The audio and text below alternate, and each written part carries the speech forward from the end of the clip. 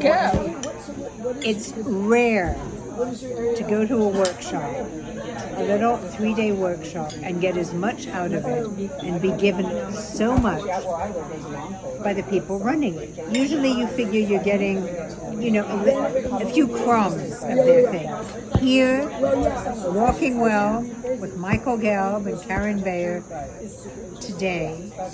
yesterday and the day before, I felt like we were given everything. I felt like there was so much to digest. Usually you're peckish in terms of the knowledge you want. No.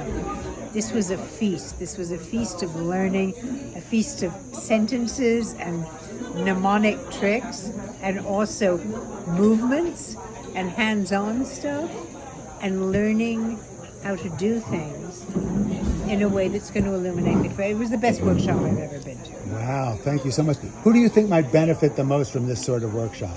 People with feet. Perfect. Thank you so much, Joan.